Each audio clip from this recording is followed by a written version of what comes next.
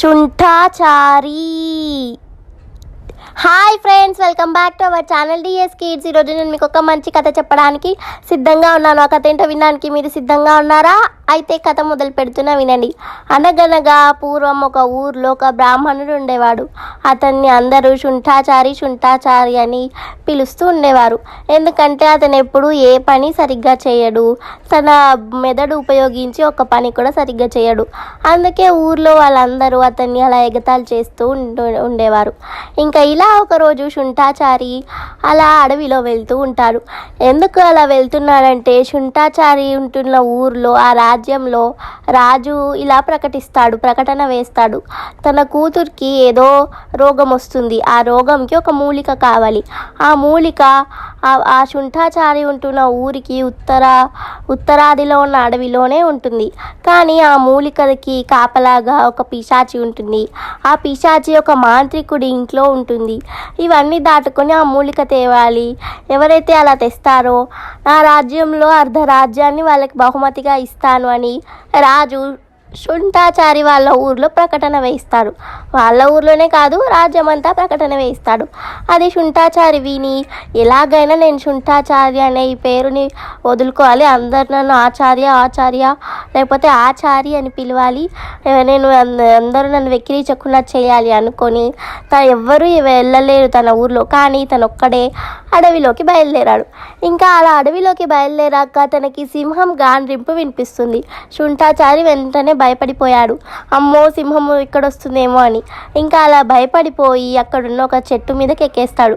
ఇంకా అలా చెట్టు మీదకి ఎక్కేస్తే అడవి మొత్తం మంచిగా కనిపిస్తుంది. ఇంకా అలా అడవిలో మంచిగా కనిపించడంతో ఒక చెరువు కనిపిస్తుంది. ఆ చెరువులో ఒక సింహం కూడా అతనికి కనిపిస్తుంది. ఓహో, అయితే ఈ సింహమేనా ఇందాక అరిచింది అని శుంఠాచారి గమనించి కిందికి దిగి ఆ చెరువు దగ్గరికి వెళ్తాడు. ఇంకా చెరువు దగ్గరికి వెళ్ళాక ఆ సింహంని చూస్తాడు శుంఠాచారి. అప్పుడు ఆ సింహం, ఓ మిత్రమా, దయచేసి నన్ను కాపాడు, నీకు రుణపడి ఉంటాను, దయచేసి నన్ను కాపాడు, నేను ఈ చెరువులో ఇరుక్కుపోయాను, దయచేసి నన్ను కాపాడు అని ఆ సింహం అంటుంది. అప్పుడు శుంఠాచారి, నేనేమన్నా నీకు తెలివి తక్కువ వాడిలా కనిపిస్తున్నానా? నువ్వు మిత్రమా అన్న మాత్రాన నేను నీకు ఎలా సహాయం చేయాలి? నువ్వు సింహంవి, ఒకవేళ నువ్వు బయటికి వచ్చాక నన్ను చంపేస్తే అని శుంఠాచారి అడుగుతాడు. అప్పుడు ఆ సింహం, నేను నిన్ను అస్సలు చంపాను, నేను నీకు అసలు ఎలాంటి చెడు పనులు చెయ్యను అని ఆ సింహం అంటుంది.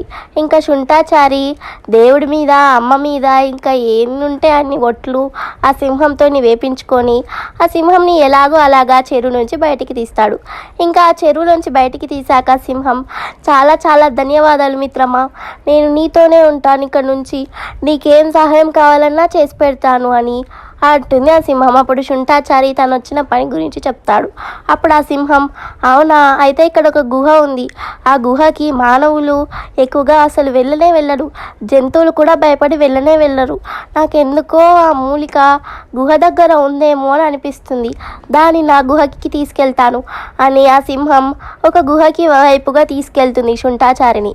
ఇంకా అలా తీసుకెళ్ళాక గుహ వస్తుంది. గుహ వచ్చాక శుంఠాచారి గుహ లోపలికి వెళ్దామనుకుంటాడు. కానీ తను వెళ్ళలేకపోతాడు. ఏదో శక్తి తనని నెట్టేస్తున్నట్టు అనిపిస్తుంది. అప్పుడు ఆ గుహ ఇలా ఉంటుంది, ఏ మానవుడా, నువ్వు నా గుహ లోపలికి రావాలంటే నాకు ఆహారం ఇవ్వాలి, అలా అయితే నేను లోపలికి రాగలవు అనే గుహ అంటుంది. అప్పుడు శుంఠాచారి, ఏం కావాలి ఆహారం నీకు అని అడుగుతాడు భయపడుతూ. అప్పుడు ఆ గుహ, రక్తం, మనిషి రక్తం అని అంటుంది. అప్పుడు శుంఠాచారికి ఏం చేయాలో అర్థం కాలేదు. ఇంకా ఆ సింహం, నేను ఉంటున్న గుహ దగ్గర ఒక శవం ఉంది, మొన్న ఒక మానవుడు వచ్చి అడవిలో తిరుగుతుంటే ఒక పాము కాటు వల్ల చనిపోయాడు, ఆ శవం నా గుహ దగ్గరే ఉన్నట్టుంది, మనం తీసుకొచ్చి గుహకి ఇద్దాము అని ఆ సింహం చెప్తుంది. అప్పుడు శుంఠాచారి, నువ్వే వెళ్ళి తీసుకురా మిత్రమా, నాకు ఒక్క అడుగేసి ఓపిక కూడా లేదు, కాసేపు ఇక్కడే ఉంటాను, నువ్వు వచ్చే వరకు ఇక్కడే ఎదురు చూస్తాను వెళ్ళిపోతాను, దయచేసి ఏమనుకోకు అని అంటాడు. అప్పుడు ఆ సింహం పర్వాలేదులే అని చెప్పి అక్కడి నుంచి వెళ్తుంది. వెళ్ళి కాసేపు అయినాక ఒక శవం తీసుకొని వస్తుంది, ఆ గుహ ముందు వేస్తుంది. వేశాక ఆ గుహ ఆ శవంని తీసుకొని, ఓ మానవ, నీకు చాలా చాలా కృతజ్ఞతలు, నాకు ఆహారం ఇచ్చావు, నువ్వు వెతుకుతున్నదేంటో నాకు తెలుసు, అది నా గుహ లోపల లేదు, కానీ అది ఎక్కడుందో నాకు తెలుసు. ఇక్కడ దూరంలో ఒక బంగ్లా ఉంది, అది ఒక మాంత్రికుడి బంగ్లా, అక్కడ నువ్వు వెతుకుతున్నది ఉంది, కానీ నువ్వు చాలా జాగ్రత్తగా తీసుకురావాలి. ఎందుకంటే అక్కడ మాంత్రికుడు కొద్దిసేపటి వరకు తన దగ్గరున్న పిశాచికి కొత్త కొత్త విద్యలు, ఎలా కొత్త కొత్త మానవులను చంపి తీసుకురావాలి అని శిక్షణ ఇస్తుంటాడు. ఆ శిక్షణ ఇచ్చేసే అంతసేపు మాత్రమే ఆ మూలిక ఒక్కటే ఉంటుంది, దానికి ఎవరు కాపలా ఉన్నారు. శిక్షణ అయిపోయాక పిశాచి మళ్ళీ మూలికకి కాపలాగా ఉంటుంది. కాబట్టి ఈ సమయంలోనే నువ్వు వెళ్ళి ఆ మూలికని తీసుకొని రావాలి అని ఆ గుహ చెప్తుంది. అప్పుడు ఇంకా శుంఠాచారి ఆ గుహకి ధన్యవాదాలు చెప్పి అక్కడి నుంచి వెళ్తాడు. ఇంకా సింహం కూడా శుంఠాచారి వెంటనే వస్తుంది. ఇంకా అలా కాస్త దూరం వెళ్తారు. కాస్త దూరం వెళ్ళాక ఒక పెద్ద ఇల్లు వస్తుంది. ఇదే ఆ మాంత్రికుడి ఇల్లు అనుకొని శుంఠాచారి ఇంటి లోపలికి వెళ్తాడు. వెళ్ళే ముందు సింహంకి చెప్తాడు, ఓ సింహం మిత్రమా, నువ్వు ఇప్పటి వరకు నాకు తోడుగా వచ్చావు, చాలా చాలా ధన్యవాదాలు. ఇంకా నువ్వు నాతో రాకు, ఇక్కడ లోపలికి ఏమవుతుందో, లోపల నీకేమన్నా ప్రమాదం జరిగితే నేను తట్టుకోలేను, నేను వెళ్తాను, మళ్ళీ వస్తే ఆనందించు, రాకపోతే ఇది నా వీడుకోలు, నీ స్నేహం నాకు నచ్చింది, సరేనా మిత్రమా అని అక్కడి నుంచి వీడుకోలు తీసుకొని ఆ ఇంటి లోపలికి వెళ్తాడు శుంఠాచారి. ఇంకా ఇంటి లోపలికి వెళ్ళాక తను కాస్త దూరం వెళ్ళాక తనకు ఒక మొక్క కనిపిస్తుంది.